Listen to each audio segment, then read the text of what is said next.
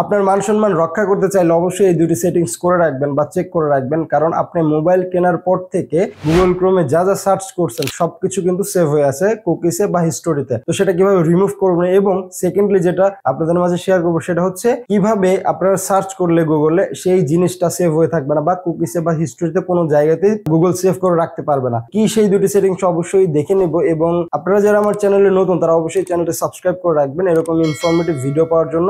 আর ভিডিওটি যদি অবশ্যই ভালো লেগে থাকে অবশ্যই ভিডিওটিতে একটা লাইক দিবেন, আর ভিডিওটি যাতে না হারিয়ে যায় সেজন্য আপনার প্রোফাইলে শেয়ার করে রাখতে পারেন। তো আর বেশি কথা না বলে চলুন শুরু করা যাক। তো বন্ধুরা, মোবাইলে চলে আসলাম, আসার পরে আমরা গুগল ক্রোমে চলে যাব। গুগল ক্রোমে যাওয়ার পরে এই যে উপরে দেখতে পাচ্ছেন একটা অপশন 3 ডট, এই 3 ডটে ক্লিক করে দিবেন। এই 3 ডটে ক্লিক করলাম।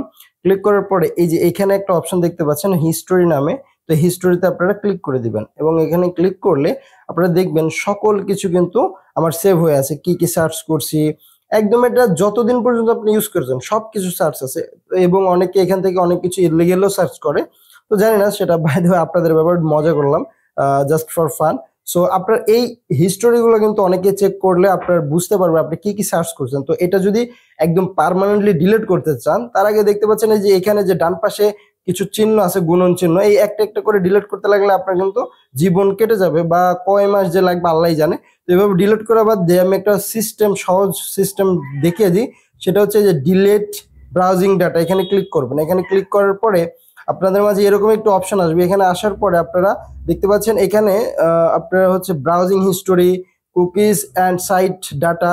তো এই 2-3টা অপশন যা থাকে থাকুক, আপনার কিছু আর কিছু করার দরকার নেই। জাস্ট এখানে টিক চিহ্ন আছে কিনা আপনারা দেখে নেবেন। এই যে টিক চিহ্ন আছে, মূলত আমাদের এই যে এই প্রথম 3টাই মেইনলি ইম্পর্টেন্ট, এই 3টাই আমাদের ডিলিট করতে হবে।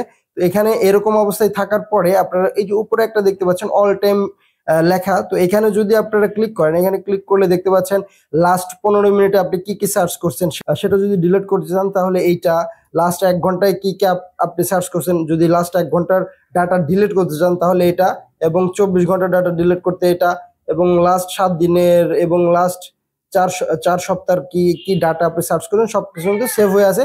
এবং এটা সেভ করাটা ডিলিট করতে চাইলে আপনি এটা সিলেক্ট করে দিবেন, ঠিক আছে। আমি জাস্ট দেখানোর ক্ষেত্রে আমি অল টাইম মানে সারা জীবন যা যা সার্চ করছি সব ডিলিট করতে চাই। তো এটা অল টাইম সিলেক্ট করে আপনারা এই যে নিচে দেখতে পাচ্ছেন আর ডিলেট ডাটা নামে একটা অপশন আছে, এই ডিলেট ডাটাতে যদি ক্লিক করি, আবার যদি আমি এই ডিলেট অপশনটাতে ক্লিক করেছি তাহলে কিন্তু আমার সকল ডাটা ডিলিট হয়ে যাবে। তো আমি ডিলেটে ক্লিক করলাম, এখন আমার কিন্তু সকল ডাটা ডিলিট হচ্ছে বা গুগল ক্রোম থেকে কিন্তু মুছে যাচ্ছে। তো এটা ডিলিট হওয়ার পর আরেকটা সেটিংস দেখাবো যে কোন সিস্টেমে আপনি সার্চ করলে এখানে সেভ হয়ে থাকবে না। তো দেখেন আমার কিন্তু সকল হিস্ট্রি ডিলিট হয়ে গেল। এখন আমি যদি এটা ক্রস দিয়ে বেরিয়ে আসি, তো এখন আপনাদের মাঝে ওইটা দেখাবো যেটা দিয়ে আপনারা সার্চ করলেও গুগলে সেভ হবে না বা গুগল ক্রোমে সেভ হবে না। তো সেটা করার জন্য আপনি এই 3 ডটে ক্লিক করবেন। 3 ডটে ক্লিক করার পরে এখানে দেখবেন যে নিউ ইনকগনিটো ট্যাব, এই যে এই 2 নম্বর অপশনটা।